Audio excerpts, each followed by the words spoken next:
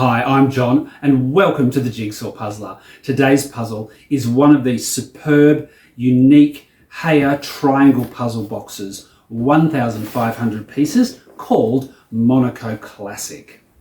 The box depicts the entire puzzle across two sides of the triangle and in a small size on the back.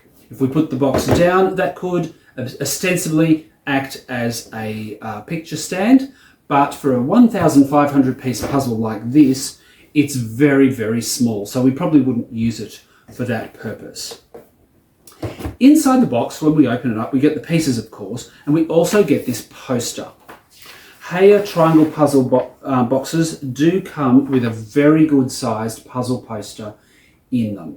This is about 2/3 of the size of the finished puzzle, and I used it extensively looking for fine details on the pieces in this puzzle. So the posters are quite useful. You might see in the time lapse from time to time, I flip from one side to the other, back again, looking for particular pieces and details that I'm doing.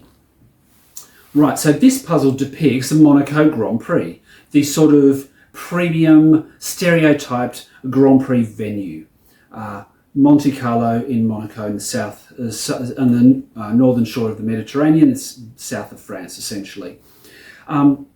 So I'll talk about puzzle quality. We'll do a tour around the image, and then we'll have a look at some of the techniques I use to do this puzzle.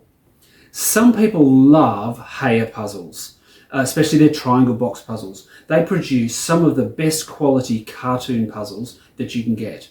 They are a premium priced item, so if you're going shopping for them, they are expensive, there's no doubt about it. I have 4 of the triangle puzzle box puzzles up here, 2 of which were given to me as gifts, so I've bought the other 2, so I know how expensive they can be. They are, however, of excellent quality. Heye puzzles, in my opinion, are one of the premier puzzle brands. They are just excellent to work with. It has a slightly gloss finish, only slightly though, but it feels a bit satin. Really nice feel pieces. It's a reasonably loose fit. It does sort of hold together, but if I picked it up more than that, I reckon it's going to fall apart. So it is a bit of a loose fit. I noticed, and you might see in the time lapse, picking sections up, trying to move them was a bit delicate, and some of them had to be reconstructed. So it is a loose fit. Ribbon cut, but with a variety of piece shapes, and not really a false fit problem, because the pieces do vary in their individual shape from other pieces of the same shape. So they're not exactly the same cookie cutter shapes as each other. That being said, it's a really, really busy puzzle image, as the Heye cartoon puzzles are, so you don't get the false fits that you might in others, because there just aren't banks of the same colour or the same design. There's so much difference that every piece is distinguishable from the others. Even the handful of pieces like here and maybe 1 or 2 over there that have only got white on them from the motor racing circuit, even they are readily distinguishable from each other. So actually a really good top quality puzzle to do, a very busy image. If you like busy puzzles, you will love the Heye triangle puzzles. I presented one previously on this channel. I didn't do a time lapse for it because I didn't take a time lapse at the time. This massive 2,000 piece one called Sherlock & Co. Quite a difficult, challenging puzzle. This one is challenging, there's no doubt about it, but it's quite pleasurable because the puzzles are really, really fun. There's all sorts of fun things going on in the picture. So if we take a bit of a tour of the picture, through the middle of it, we have this white or greyish white strip that runs right through, which is the motor racing circuit. Off to one side here, we have the pit lane, and down at this side, we also seem to have a pit area as well, but not the main. Well, it might be a secondary pit lane for some of the teams. On this side, we have a pale cream and sort of peach coloured building. On this side, we have different shades of brown and cream coloured building. Across the around the circuit, we have the fence, which is looks like it's made out of corrugated metal with some advertising, Foster's Lager, Australian beer there on it. The red and white stripes which distinguish the edge of the track. And we have in the middle here to one side a marquee with people dining in it. I'm presuming that's some kind of VIP area. Then there's a building immediately behind, which is probably still part of the VIP area. People climbed on the roof there waving flags. There's a Brazilian flag, there's the Ferrari flag. And then there are the two stands where the general public, the general watchers of the race are seated. In the pit lane on this side, there are a lot of mechanics and in blue outfits, blue helmets, goggles, overalls. This side here we have quite a number in red, probably for particular teams. And then in the middle we have this section here with some journalists, photographers, a whole lot of people along the edge here with various signage. There's in the middle here, there's a green section of trees, and there's some trees over here and a little bit up here. And a lot of people have climbed up into these trees waving Ferrari flags and eating pizza in this case here, or drinking Chianti over here. But lots of Ferrari flags here and 1-2 other Ferrari flags outside of the tree area. Down the front, we have what's probably more a sort of not a general public area. We have a sort of a hospital-y kind of area, sort of emergency ambulance sort of thing. Somebody has fallen from the roof onto the roof of the mobile hospital. There is a crane in the middle here, long yellow crane hoisting up one of the racing cars, and there's a smaller yellow crane over the back hoisting up another car. There's also a TV sort of media gantry with a TV camera on top of it that has been hit by a tyre that has flown off this car that's crashed into the barrier. Lots of people sort of escaping out of the way there, and just a little bit of mayhem down the bottom here as cars collide with the barrier and with each other, and this TV media structure threatens to completely topple onto the ground. You do have flames coming out of the back of this car, and this one over here is almost completely on fire. And over here we have a little glimpse of Monaco Harbour, because the circuit at Monaco goes right down the corniche on the front, on the waterfront, and people with very, very expensive yachts moored in the harbour have a front row view of the race as it goes past that point. So it's a very busy puzzle, lots going on and lots of fun things happening. 20 cars take part in any Grand Prix. And on this puzzle, despite all of the detail, the illustrator has managed to get all 20 cars onto it, which I'm really surprised at and really quite pleased about. 1, 2, 3, 4, 5, 6, 7, 8, 9, 10, 11, 12, 13, 14, 15, 16, 17, 18, 19, 20. So we have all 20 Formula One cars here on the puzzle. So the question I asked myself was this: is this just inspired by the Monaco Grand Prix, or is this actually representative of a particular Monaco Grand Prix race? So I did a little bit of sleuthing to find out what year race this might have been. So there are a couple of clues. On the signs here that are various of the mechanics and race officials are holding up for the drivers, we have a couple of names. The first one here says Senna out. So that's Brazilian driver Ayrton Senna. So we see a fan waving a Brazilian flag over here, and Ayrton Senna is one of the drivers. Then next to that person, we have a sign that has the name Alessi on it, which is Jean Alessi, a French driver. And so so this is a race with both Ayrton Senna and Jean Alesi in it. Further along, we have one that says SCHUMI, which is an abbreviation for Michael Schumacher. So Michael Schumacher, the father of current Formula One driver Mick Schumacher, is also a driver in this race. And then the last one, right over at the side, you get ROST cut off by the edge of the puzzle, which I'm reconstructing as PROST, Alain Prost, French driver. So 4 named drivers in this race. So that should give us a time span of when this race might have taken place. So I went on to Google and had a bit of a look at the dates, the racing dates for all 4 of those drivers. And if we put them all together, we get a little window, a tiny window from about 1989 to 1994.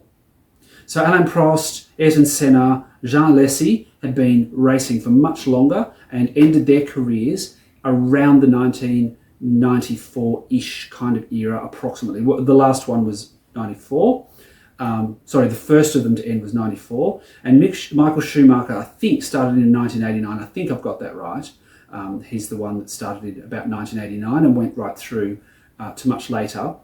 So that all 4 of them only overlapped in Grand Prix racing for about 4 years.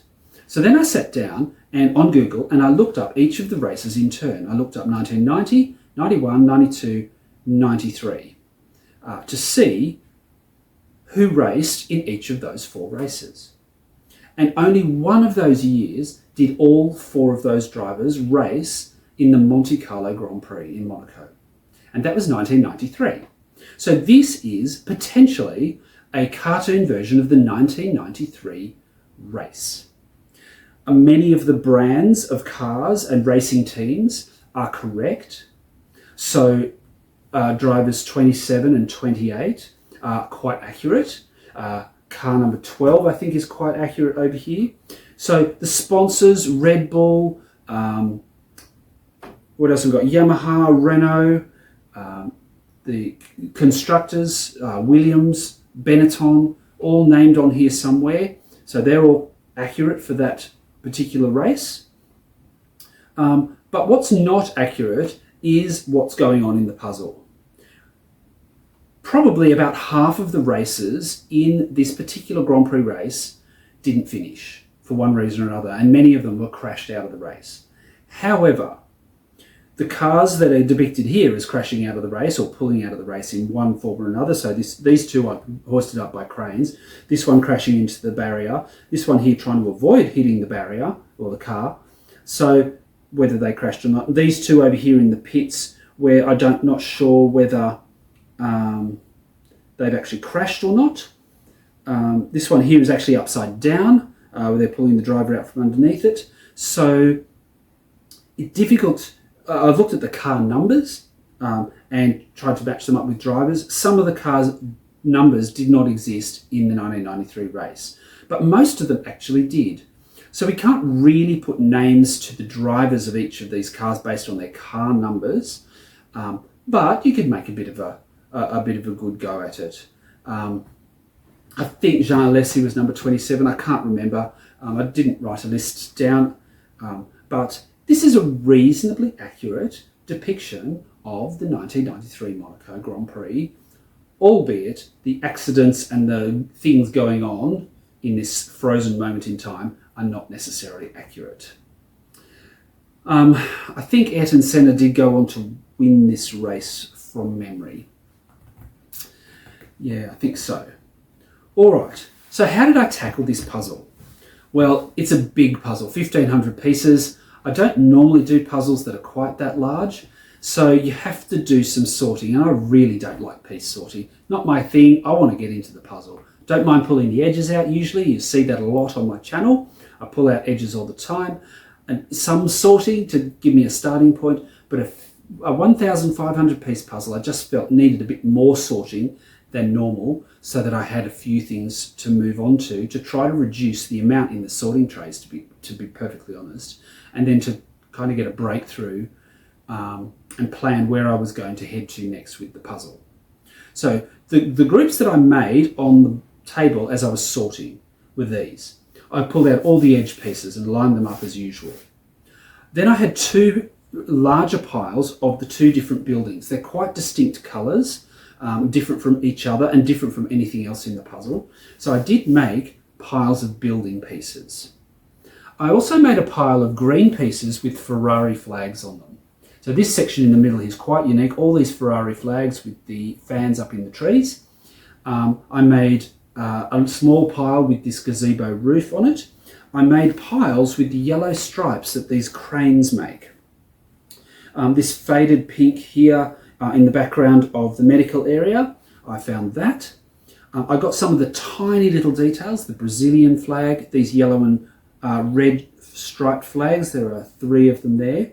The green umbrella, quite distinctive, nothing else quite like it on the picture. And this orange and yellow striped canopy over here, over what looks like some sort of official sort of area. And then just started, and the words, sorry, Williams Benetton on the back here, and the Foster's beer sign at the back. So I just tried to pick all of those smaller things out and just put them together. So I did the edge first. I didn't quite get all the edge pieces straight up. That was okay. I got most of it, and then really got to work on the buildings. I tried to knock those out as much as I could. This building actually takes up a fair chunk of the puzzle, and if you can get as much of it out as possible, then you've got a good start on it. This one takes up a bit less, but again, very distinctive. A couple of candy striped awnings out the windows that do help. A different red and white stripe than what's around the track. So I really worked on the buildings, and then I went on to some of the smaller pieces. I did put the Ferrari flags together. I did put the crane together, and then noticed this media stand here. I started as I was doing a full flip. Notice these sort of orange stick-like structure that makes up the stand. I started to pull those out as well, and eventually just got these sort of in near each other. The little yellow crane up the back here as well, and then and the Foster's sign and the Williams sign, Benetton. So I put all those bits together, and I thought to myself, what's the next way of tackling this? And I really thought there were a couple of things that I could do. One of them was this metal edge, the guardrail, if you like, all around the track. There's one section here, one here, this sort of island in the middle, a small bit here, and the one across the front that's been crashed into. So there's quite a few sections of that, but I figured if I pulled those out and could construct those, then I'm really sectioning the puzzle off into distinct zones. They mightn't all join up straight away with each other, but I thought if I can create zones so that I know this is the area with the boat in it, this is the areas with the crowd in it, this is where the blue mechanics are, then I would find it easier down the track to know where something, have a zone for that thing to belong in. And I think that worked. I did put those together as much as I could, and I also tried to find the red and white stripes. There's 1, 2, 3, 4, 5 sections of red and white stripes on the edge of the track. Then my next challenge was to do the track itself. It might sound a bit funny because, I mean, there's a fair bit of the track, and a fair bit of white and greyish white colours there for the track. But the cars are so detailed, and so many of them are quite similar to each other, similar colourings or brandings, that you do have to search for those a bit. I thought if I could get the track done, then some parts of the cars will come together by themselves. And that's what happened. So there are people with flags hanging over the track. So there's these 2 red flags here, the little striped ones here.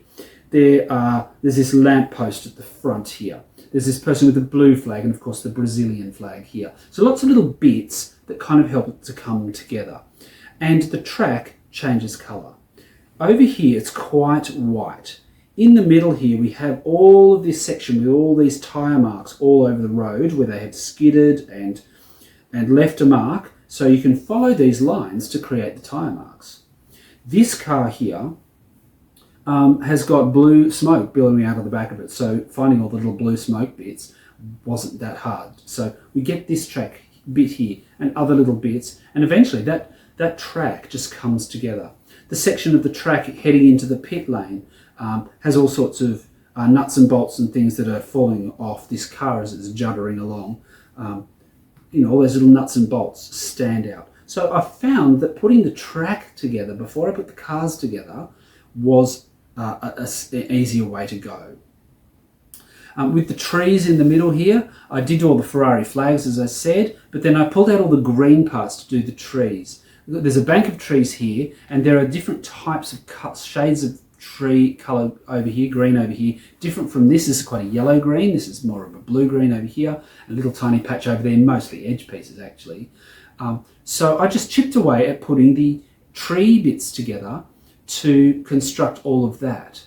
There's a sort of a bright green, very spiky tree in the background here. There's a palm tree as well, which does sort of give you a clue where those leaves go. And down the bottom here, there's a cactus and a couple of other trees with very dark green strappy leaves.